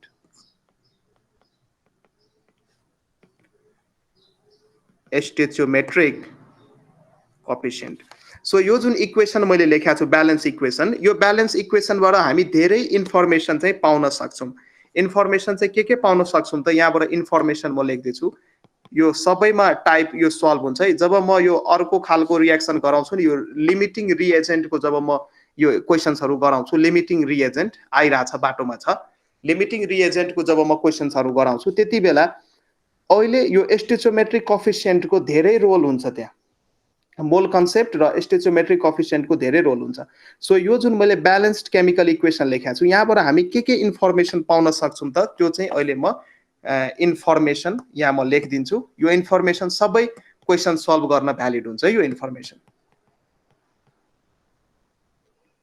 यो इन्फर्मेसनहरु के हो त फर्स्ट इन्फर्मेसन चाहिँ के हो त यहाँ चाहिँ हामी हेर्न सक्छौं CH4 को अगाडि केही लेख्या छैन भने यो CH4 को अगाडि कोएफिसिएन्ट मा केही लेख्या छैन भने हामी 1 बुझ्छौं सो यहाँबाट चाहिँ के बुझ्न सकिन्छ 1 mole of methane reacts with 2 mole of oxygen methane को 1 मोल चाहिँ अगाडि 1 भएको कारणले 1 mole of methane reacts with 2 mole of oxygen to give 1 mole of carbon dioxide and 2 mole of water यो इन्फर्मेसन चाहिँ हामीले यहाँबाट पायौं यो इन्फर्मेसन चाहिँ हामीले यहाँबाट पायौं अरु इन्फर्मेसन पाउन सकिन्छ यहाँबाट सो यो लेखदिनु कि भयो बुझ्यो यो लेखदिनु पर्छ यहाँ जुन कुरो मैले भने यो लेखदिनु पर्छ कि बुझ्यो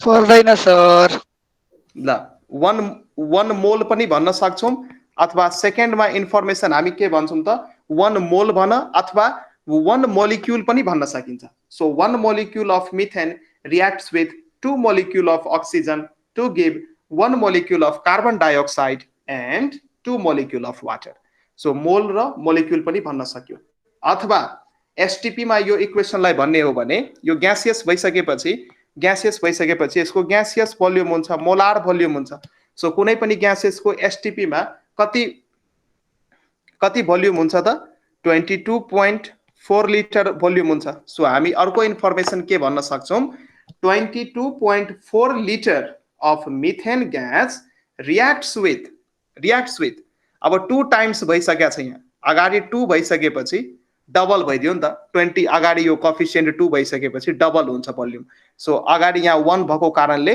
हामी 22.4 लिटर मात्रै भन्यौं मोलार भोल्युम मात्रै भन्यौं so 22.4 litre of methane gas reacts with 44.8 litre of oxygen gas to give 22.4 liter of carbon dioxide gas and 44.8 liter of water.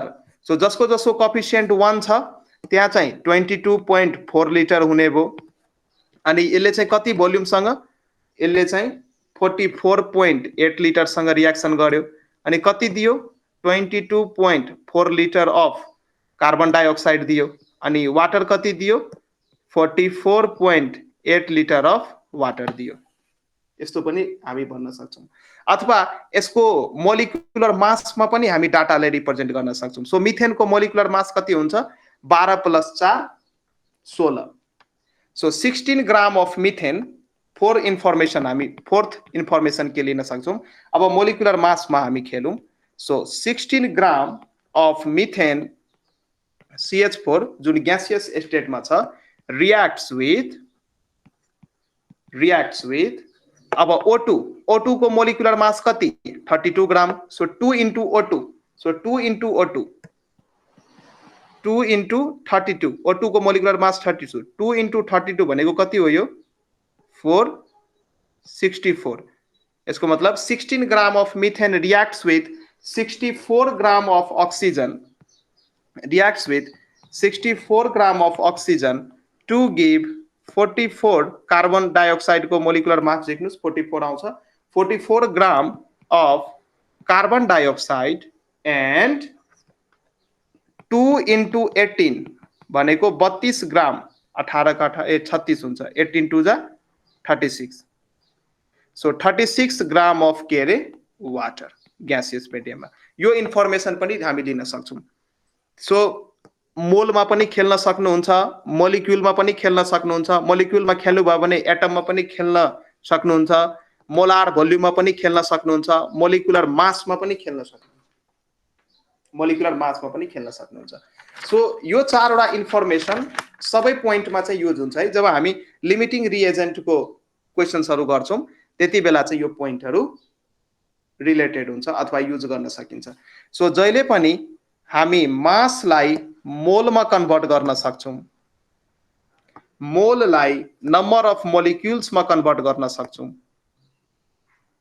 Number of molecules भइसकेपछि नम्बर अफ एटम्स आफै भयो त्यहाँ number of मोलिक्युल्समा convert हुन बित्तिकै त्यो मोलिक्युल्समा कतिवटा atom छ त्यो आफै आउँछ सो मासलाई मोलमा कन्भर्ट गर्न सकिन्छ मोललाई नम्बर अफ मोलिक्युल्समा कन्भर्ट गर्न सकिन्छ र reverse is also true number of मोलिक्युल्सलाई मोलमा नि कन्भर्ट गर्न सक्नुहुन्छ फेरि मोललाई फेरि ब्याकवर्ड मासमा पनि कन्भर्ट गर्न सक्नुहुन्छ ठीक छ त्यसैले केमिकल इक्वेशन्सको नलेजहरुलाई युज गरेर जुन क्याल्कुलेसन हामी परफर्म गर्छौं त्यसलाई चाहिँ स्टोइचियोमेट्रिक क्याल्कुलेशन्स भन्छ सो यो जति पनि यो इन्फर्मेसन छ यो चारवटा इन्फर्मेसन जुन अघि मैले भने यो चारवटा इन्फर्मेसन्सलाई चाहिँ हामी केमिकल इक्वेशन्सले दिएको इन्फर्मेसन्स भन्छौं सो केमिकल इक्वेशन्स बाट अब्टेन्ड भएको जुन नलेज छ जुन रिजल्ट छ त्यसलाई युज गरेर यदि कुनै पनि क्याल्कुलेशन्स हामी परफर्म गर्छौं भने त्यसलाई चाहिँ हामी स्टोइचियोमेट्रिक क्याल्कुलेसन भन्छौं र स्टोइचियोमेट्रिक क्याल्कुलेसन परफर्म गर्न पनि स्टेप्स हुन्छ सो यो स्टेप्स लेख स्टेप्स हुन्छ स्टोइचियोमेट्रिक क्याल्कुलेसन परफर्म गर्ने स्टेप द फलोइङ स्टेप्स यो सबै स्टेप्सहरु काम लाग्छ है पछि The following steps are generally followed for carrying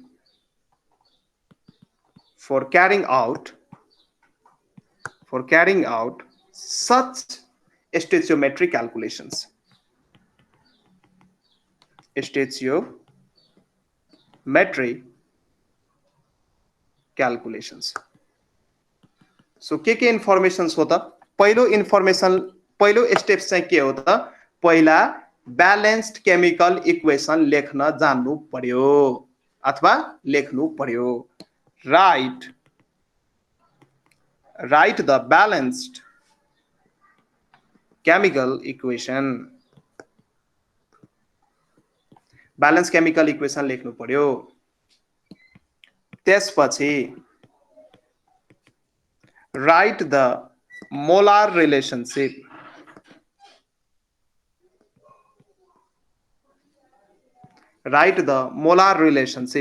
मोल को अघि जुन मैले रिजल्टहरु भन्दै थिए, इन्फर्मेसनहरु भन्दै थिए, त्यही भन्न खोजे हो. मोलार रिलेशनशिप लेख.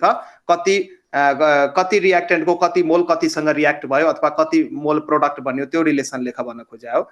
Right the molar relationship from the equation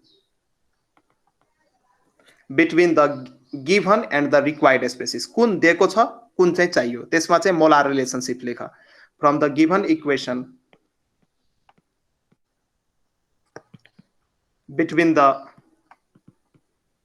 given and the required species लेख्नु पर्यो. त्यसपछि अर्को स्टेप चाहिँ के हो भने यो जति पनि मोल्सहरु छ यसलाई डिजायर्ड प्यारामिटरमा कन्भर्ट गर्ने, मासमा कन्भर्ट गर्ने कि भोल्युममा कन्भर्ट गर्ने, इट डिपेन्ड्स अपन द क्वेशनले के सोध्या छ त्यो अनुसार चाहिँ कन्भर्ट गर्नु पर्यो. क्वेशनमा मासमा लग्न सोधिरहेछ भने मासमा लग्ने, भोल्युममा क्याल्कुलेट गर्न भन्दैछ भने भोल्युमतिर लाने, जस कुन प्यारामिटर क्वेशनमा सोध्दैछ त्यसमा चाहिँ लानु पर्यो. सो कन्भर्ट दिज मोल्स, माथिबाट जुन मोलार रिलेशनशिप लेख्नु भएको छ त्यो मोल्सहरुलाई चाहिँ कन्भर्ट गर्नु पर्यो into the desired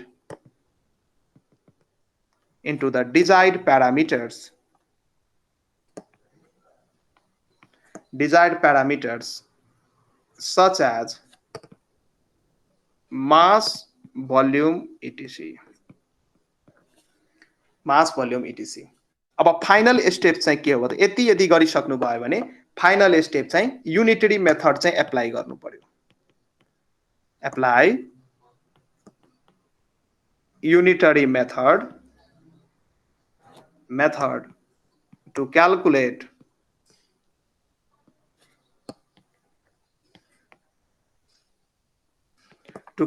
the result. Unitary method apply गरेर रिजल्ट क्याल्कुलेट गर्नु पर्यो. सो यो चारवटा स्टेप्स लेख्नु भयो. लेख्नुस् त स्टेप्स. यो स्टेप चाहिँ एस्टिमेट्रिक क्याल्कुलेशन्स परफर्म गर्न चाहिँ युज हुन्छ. यो सबै स्टेप्सहरु एस्टिमेट्रिक क्याल्कुलेशन्स परफर्म गर्नको लागि युज गरिन्छ.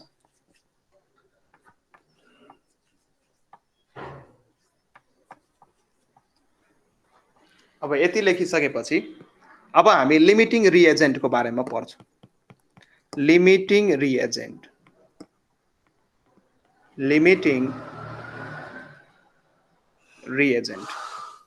अब नामै हो लिमिटिङ रिएजेन्ट. सो लिमिटिङ रिएजेन्टले के गर्छ त? रिएक्सनलाई लिमिट्स गर्छ.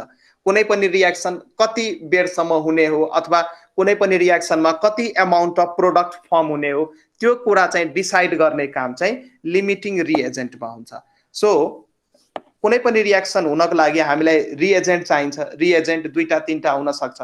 सो दुईटा तीनटा रिएजेन्ट मध्ये जुन रिएजेन्ट लेस अमाउन्टमा प्रेजेन्ट छ त्यो चाहिँ चारै सिद्धिने भयो र त्यो चारै सिधेर के गर्छ त? रिएक्सनलाई लिमिट गरिदिन्छ, रिएक्सनलाई स्टप गरिदिन्छ. सो लिमिटिङ रिएजेन्ट चाहिँ कसरी चिन्ने? जुन चाहिँ लेस अमाउन्टमा हुन्छ, थोरै अमाउन्टमा हुन्छ. सो अनि यसले चाहिँ के गर्छ त? रिएक्सनलाई लिमिट्स गरिदिन्छ. कति अमाउन्ट अफ प्रोडक्ट फर्म हुने हो त्यसमा चाहिँ त्यसलाई लिमिट गरिदिन्छ.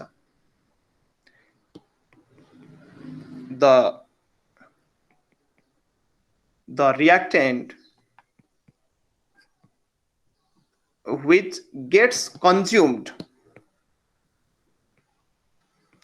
भनेको जुन चाहिँ चाँडै सिद्धिन्छ, which gets consumed and limits भनेको एउटा लिमिट लगाइदियो, यो भन्दा बढी हुन सक्दैन अथवा यो भन्दा कम हुन सक्दैन, limit लगाइदियो and limits the amount of product form, कति amount of product form हुन्छ त्यसलाई डिटरमाइन गर्छ अथवा यसले आफै सिधै, अहिले म एउटा एक्जाम्पल दिन्छु नि बुझ्नुहुन्छ, and limits the amount of, पहिला यो definition लेखिहाल्नुस्, limits the amount of product formed is called limiting reagent. यसरी बुझ्नुस् न सिम्पल भाषामा, जुन चाहिँ चाँडै सिद्धिन्छ, जुन चाहिँ थोरै अमाउन्टमा हुन्छ त्यसलाई चाहिँ हामी लिमिटिङ रिएजेन्ट भन्छौँ र लिमिटिङ रिएजेन्टको बेसिसमा हामी अरू क्याल्कुलेसन्सहरू गर्नुपर्ने हुन्छ. Is called limiting reagent.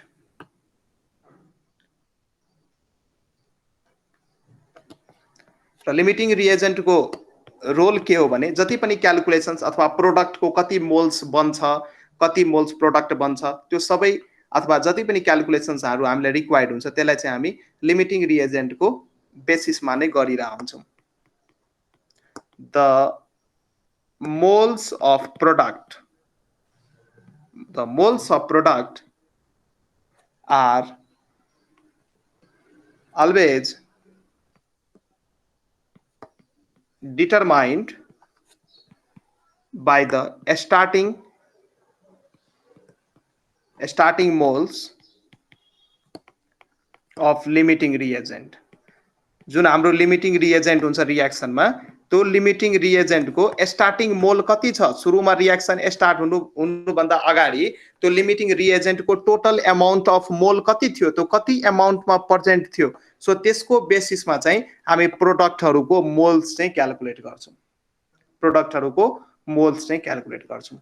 अब चाहिँ हामी केही कन्सन्ट्रेसन टर्म्सहरू लेखिहालौँ अनि पछि यो न्युमेरिकल गर्ने बेला मोलारिटी, नर्मालिटी, मोलालिटी, यो यस्तो खालको क्वेशन्सहरू मैले गराएको छुइनँ, गराउँछु अनि बल्ल यो कुराहरू बुझ्नुहुन्छ त्यहाँ चाहिँ आउँछ.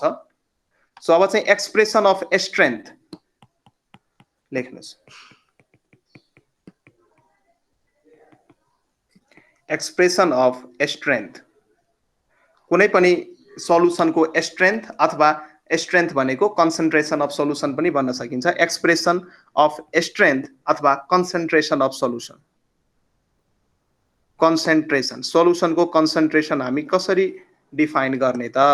कन्सन्ट्रेसन अफ सल्युसनको स्ट्रेन्थ. सो 3-4 वटा मेथड छ, मास पर्सेन्ट अथवा वेट पर्सेन्ट मेथड. 3-4 वटा मेथड छ. फर्स्ट मेथड चाहिँ हाम्रो के हो त? मास पर्सेन्ट अथवा यसलाई वेट पर्सेन्ट पनि भनिन्छ. वेट पर्सेन्ट पनि भनिन्छ. सो सानो w बाई क्यापिटल W, यो पर्सेन्टेजमा हामी लेख्नु पर्ने हुन्छ यो. सो मास पर्सेन्टको फर्मुला हुन्छ, याद गर्नु यो सबै फर्मुला, आजको होमवर्क हो यो सबै. मास पर्सेन्टको फर्मुला हुन्छ mass of solute upon mass of solution. सल्युटको मास र सल्युसनको मास लेख्ने र 100 ले मल्टिप्लाई गरिदिने, यो चाहिँ मास पर्सेन्टको फर्मुला भयो. मास पर्सेन्ट. अब मास पर्सेन्टलाई वेट पर्सेन्ट पनि भनिन्छ है. सो यो मास पर्सेन्ट जुन छ यसलाई कहिलेकाहीँ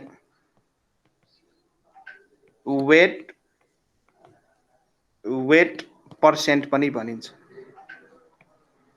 सो यसमा पनि मास अफ सल्युट र मास अफ सल्युट चाहिँ ग्राममा लिनुस् र मास अफ सल्युसन पनि ग्राममा लेख्नुस् इन्टु 100 भयो. अब यसकै भित्र एउटा क्याटेगोरी यो भयो भने 1 नम्बरमै अर्को क्याटेगोरी छ भोल्युम पर्सेन्ट पनि छ. सल्युटको कति भोल्युम अथवा सल्युसनको कति भोल्युम. सो भोल्युमको बेसिसमा पनि हामी कन्सन्ट्रेसनलाई डिफाइन गर्न सक्छौँ. So volume volume percent, volume percent. यसको फर्मुला, यसको सानो भी बाई ठुलो भी लेख्न सक्नुहुन्छ, यो डिनोट गर्ने तरिका हो। सो भोल्युम पर्सेन्टको फर्मुला हुन्छ भोल्युम अफ सल्युट, सल्युटको भोल्युम डिभाइड बाई सल्युसनको भोल्युम, तर भोल्युम लिनु पर्यो एमएल मा। भोल्युम अफ सल्युट, सल्युट भनेको जुन चाहिँ घुल्छ, सल्युसनमा जुन चाहिँ घुल्छ त्यसलाई चाहिँ हामी सल्युट भन्छौँ, जसले घुलाउँछ त्यसलाई चाहिँ हामी सल्भेन्ट भन्छौँ। जस्तै पानीमा चिनी हाल्नु भयो भने चिनी चाहिँ सल्युट हो, तर पानी चाहिँ सल्भेन्ट हो। सो भोल्युम अफ सल्युट, सल्युटको भोल्युम पनि एमएल मा, र भोल्युम अफ सल्युसन, सल्युसनको भोल्युम पनि एमएल मा लिनु पर्यो र इन्टु 100 गर्नु पर्यो। कन्सन्ट्रेसन हो, पर्सेन्टेजमा निकालिरहेको छौँ हामी, पर्सेन्टेजमा निकालिरहेको छौँ, त्यसैले 100 ले मल्टिप्लाई गर्नु परेको छ यहाँ। र अर्को कहिलेकाहीँ चाहिँ के हुन्छ त, कहिलेकाहीँ चाहिँ के हुन्छ त, सल्युटलाई चाहिँ हामी ग्राममा लिन्छौँ, सल्युटको वेट लिन्छौँ, तर सल्युसनको चाहिँ हामी कहिलेकाहीँ भोल्युम लिनुपर्ने अवस्था पनि आउँछ। सो यसमै थर्ड क्याटेगोरी पनि छ है। सो मास भयो, भोल्युम भयो, अब वेट भोल्युम पर्सेन्टेज पनि छ। वेट भोल्युम पर्सेन्टेज पनि छ, यो चाहिँ वेट भोल्युम पर्सेन्टेज भयो। यसको फर्मुला हुन्छ वेट अफ सल्युट, लेख्दै हुनुहुन्छ कि नाइ? डम्बर लेख्दै जाऊ बाबु, लेख्दै जाऊ। यो सबै युज गर्छु म, अहिले फर्मुला लेखाइरहेको छु, नोट बनाइरहेको छु, तिमीहरूको यो सब क्वेसन्स गराउँछु म, यो सबैमा क्वेसन्स फ्रेम हुन्छ, सोध्या पनि छ, त्यसैले यो नोट चाहिँ बनाऊ, यो चाहिन्छ पछि यसो रिभाइज गर्नको लागि पनि केही लेखेको हुनु पर्यो नि, हो त्यसकै लागि म लेखिदिँदैछु। अदरवाइज त म स्लाइड सेयर गर्न सक्थेँ, ल यो गर भन्न सक्थेँ, तर म आफैले लेख्दैछु भने बुझ, त्यो इम्पोर्टेन्ट छ, लेख, अल्छी चाहिँ नमान। म आफै 1 नम्बरको अल्छी मान्छे हो, तर म लेखिरहेको छु भने बुझ, त्यो इम्पोर्टेन्ट छ। So weight volume percentage, so यसको फर्मुला हुन्छ, वेट भोल्युम पर्सेन्टेजको फर्मुला हुन्छ weight of solute in gram, weight volume भइसकेपछि सल्युटको चाहिँ वेट लिनु पर्यो, भोल्युमको चाहिँ एमएल लिनु पर्यो। वेट अफ सल्युट,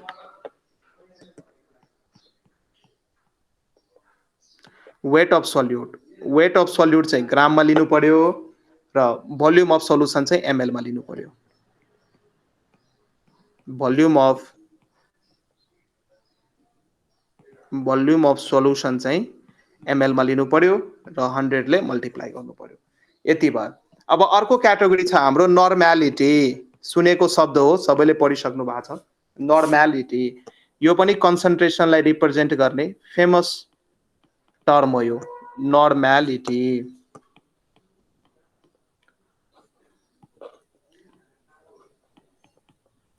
नर्मालिटी, अब नर्मालिटीले के भन्छ भने the number of gram equivalents of the solute dissolved per litre of the solution.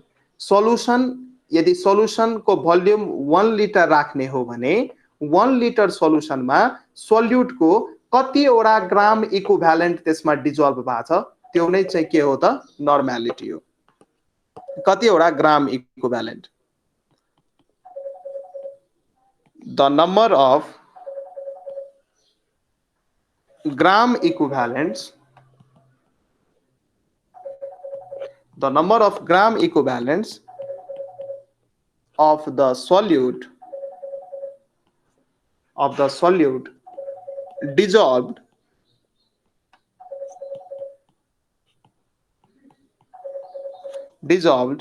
per liter of the solution, dissolved per liter of the solution. So per litre सल्युसनमा कुनै पनि सल्युटको कतिवटा ग्राम इक्विभ्यालेन्ट, कति टाइम्स ग्राम इक्विभ्यालेन्ट त्यसमा हामी dissolve गरेका छौँ, त्यसलाई चाहिँ हामी नर्मालिटी भन्छौँ। नर्मालिटीलाई जेनरली क्यापिटल एन ले डिनोट गरिन्छ। यसको फर्मुला लेख, normality equals to number of gram equivalents, number of gram equivalents of solute divide by volume of solution in liter volume of solution in liter. Volume of solution in liter.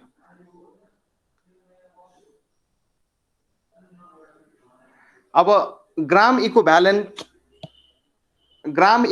Of solute कसरी निकाल्ने? यो number of जुन ग्राम equivalent of salute मैले लेखेको छु यो चाहिँ कसरी निकाल्ने त? यो चाहिँ कसरी निकाल्ने? यसको चाहिँ एउटा नम्बर अफ ग्राम इक्विभ्यालेन्ट, यसको मतलब टोटल वेट अफ सल्युट ग्राममा लिनु पर्यो, त्यसलाई चाहिँ डिभाइड गर्नु पर्यो सल्युटको इक्विभ्यालेन्ट वेटसँग. So gram equivalent number of gram equivalents of solute, यसको फर्मुला हुन्छ वेट अफ सल्युट ग्राममा upon equivalent weight of solute. अब यो चाहिँ कसरी बुझ? मानौँ तिमीलाई कुनै एउटा सल्युट छ जसको इक्विभ्यालेन्ट वेट 5 ग्राम छ रे, तर त्यो सल्युटको तपाईलाई 20 ग्राम मास दिएको छ भने 20 लाई जब 5 ले डिभाइड गर्नुहुन्छ 4 आउँछ. So 4 is the number of gram equivalent weight. यसरी बुझ्नु. कुनै पनि एउटा सल्युटको टोटल मास चाहिँ 20 ग्राम दिएको छ रे तपाईलाई, तर त्यो सल्युटको इक्विभ्यालेन्ट मास अथवा इक्विभ्यालेन्ट वेट 5 ग्राम यदि छ भने 20 डिभाइड बाइ 5 गर्नुस्, जुन यो 4 आयो 5 चौका 20 हुन्छ नि त. जुन यो 4 आयो, यो 4 चाहिँ के हो त? Number of gram equivalent of solute. क्वेशन्सहरु गर्ने बेला यो क्लियर हुँदै जान्छ. अहिले चाहिँ यो लेख्दै गर्नुस्, नोट चाहिँ बनाउनुस्. त्यसपछि चाहिँ हामी कुरो गर्छौं मोलारिटीको.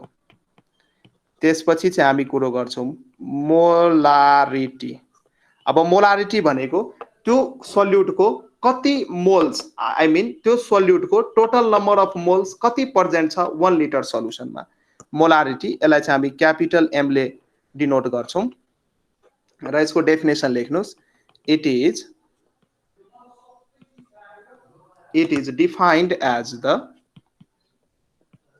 defined as the number of moles. कतिवटा मोल्स छ त्यो सल्युटको टोटल मोल्स कति हो? It is defined as the number of moles of solute, जुन घुल छ सल्युसनमा त्यसलाई हामी सल्युट भन्छौं. Number of moles of solute in 1 litre of solution. कुनै पनि सल्युसनमा सल्युटको टोटल नम्बर अफ मोल्स कति छ त्यसलाई नै हामी मोलारिटी भन्छौं. र मोलारिटीको फर्मुला हुन्छ धेरै सिम्पल. मोलारिटी एम भनेको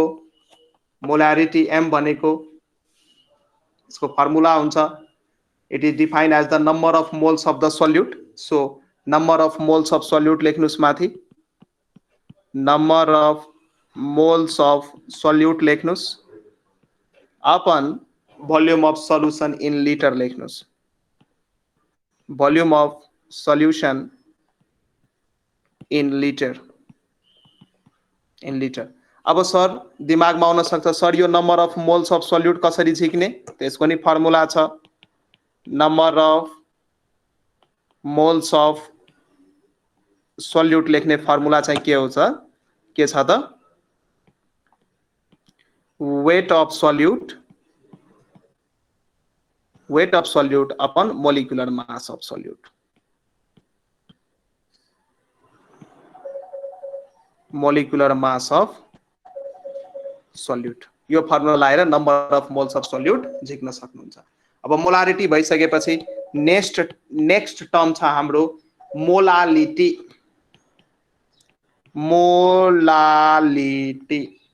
अगाडि थियो मोलारिटी, यो चाहिँ हो मोलालिटी. बच्चाहरूले भन्छ नि मोलालिटी, त्यही मोलालिटी हो. यो मोलालिटी यो चाहिँ फेरि के हो त? Total number of moles of salute नै हो, तर 1 केजी अफ सल्भेन्टमा. सल्भेन्टको मास चाहिँ 1 केजी मास भएको सल्भेन्ट लिने, त्यसमा चाहिँ total number of moles of solute कति छ त्यसलाई नै हामी मोलालिटी भन्छौं. सो इट इज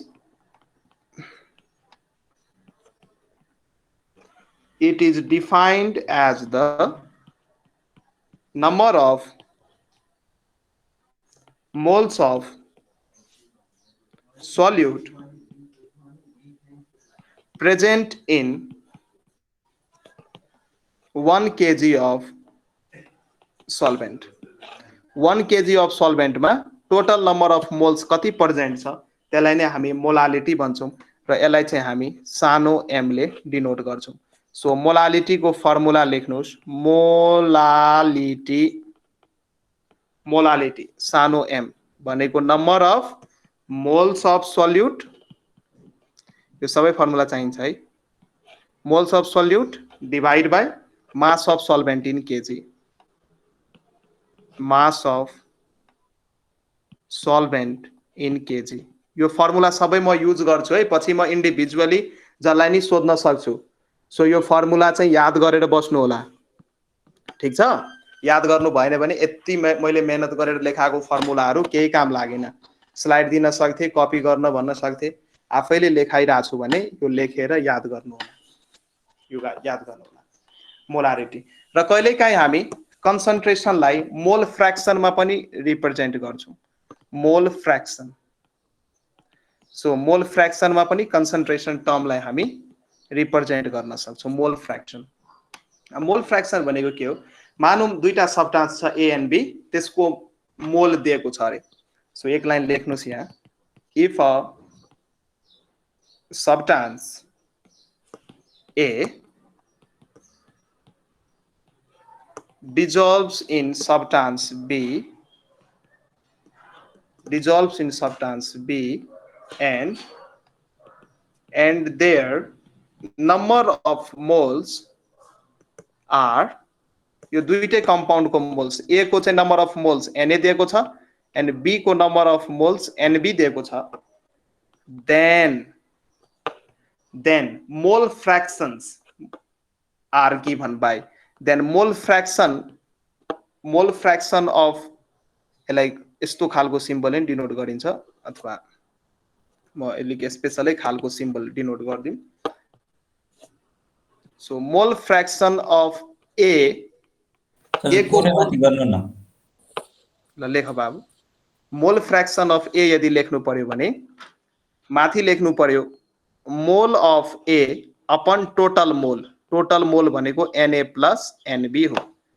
यदि सब्स्टान्स ए लाई जसको ए सब्स्टान्स को मोल दिएको छ Na र बी सब्स्टान्स को टोटल नम्बर अफ मोल्स दिएको छ Nb, ए लाई यदि बी मा डिजोल्भ गरे भने टोटल नम्बर अफ मोल्स कति भइदिन्छ त Na प्लस Nb.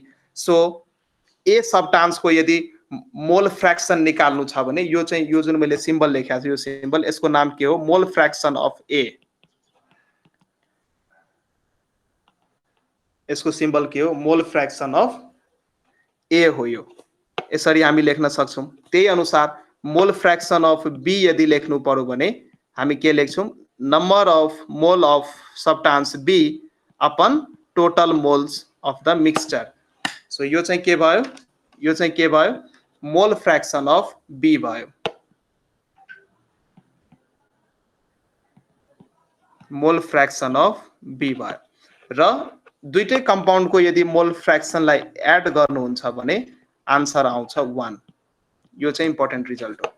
कहिलेकाहीँ एउटाको मोल फ्र्याक्सन दिएको हुन्छ, अर्कोको मोल फ्र्याक्सन दिएको हुँदैन भने नआत्तिनु, 1 बाट चाहिँ घटाउनुस्, आउँछ आन्सर. सो मोल फ्र्याक्सन्सलाई एड गर्यो भने 1 आउँछ. र एउटा कन्सन्ट्रेसन टर्म अझै छ हाम्रो बाँकी, जसलाई चाहिँ हामी ppm भन्छौं. ppm पार्ट्स पर मिलियन. ppm. सो कन्सन्ट्रेसनलाई ppm मा पनि हामी रिप्रेजेन्ट गर्छौं. अब जस्तै यो हुन्छ नि, यो खाने पानी हुन्छ नि, ड्रिंकिङ वाटरमा जुन क्लोरिनहरु हालिन्छ नि, त्यो सबै ppm को कन्सन्ट्रेसन टर्ममा हालिन्छ, ppm को टर्ममा हालिन्छ. पार्ट्स पर मिलियन. 1 मिलियन को कति भाग भन्न खोज्यो? पार्ट्स पर मिलियन. 1 मिलियन को कति पार्ट? 10 लाख को कति पार्ट भन्न खोज्यो? पार्ट्स पर मिलियन. पार्ट्स पर मिलियन. सो ppm लेख्न सक्छौ पार्ट्स पर मिलियन. यो खाने पानीहरुमा यो कन्सन्ट्रेसन युज हुन्छ है. मलाई थाहा थियो, मैले हजुरहरुलाई शेयर गरे. पार्ट्स पर मिलियन. सो यसमा चाहिँ हामी के भन्न सक्छौं? The parts of the compound per million parts of the solution 1 million भनेको 10 लाख हो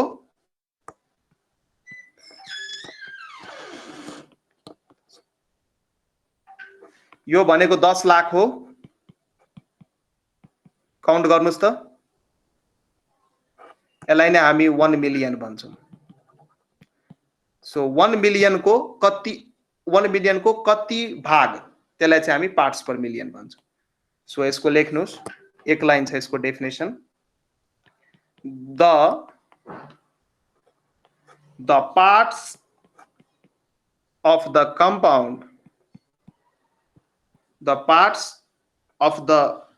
compound भन्दा नि component लेख कति भाग भन्नु the parts of the component per million part per million parts per million भनेको 10 लाख मा चाहिँ कति भाग भन्न खोज्या पर मिलियन भाग पर मिलियन भनेको 10 को पावर 6 हैन 6 वटा शून्य हुन्छन् काउन्ट गर्नुस् त्यहाँ एउटा दुईटा तीनटा चारटा पाँचवटा 6 वटा त्यसैले 10 को पावर 6 मा कति भाग चाहिँ सोल्युट छ त्यो कन्सन्ट्रेसन चाहिँ हामी पार्ट्स पर मिलियन मा रिप्रेजेन्ट गर्छौं 10 to the power 6 of the solution र पार्ट्स पर मिलियन यदि निकाल्नु छ भने ppm को फर्मुला हुन्छ पार्ट्स पर मिलियन को फर्मुला सानो w by सानो w plus ठुलो w into 10 to the power 6 this is the formula र सानो w भनेको weight of solute हो सानो w भनेको weight of solute हो ठुलो w भनेको weight of solvent हो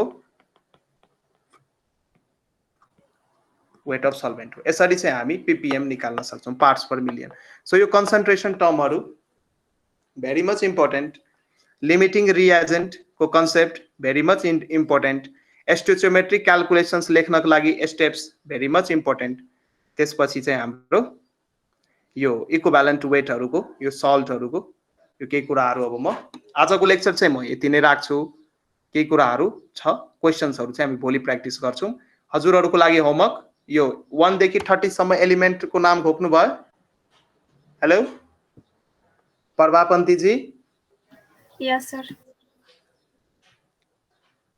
ल म कुनै बेला नि सोध्न सक्छु है सो आजको यो पाठ हामी यति गर्छौं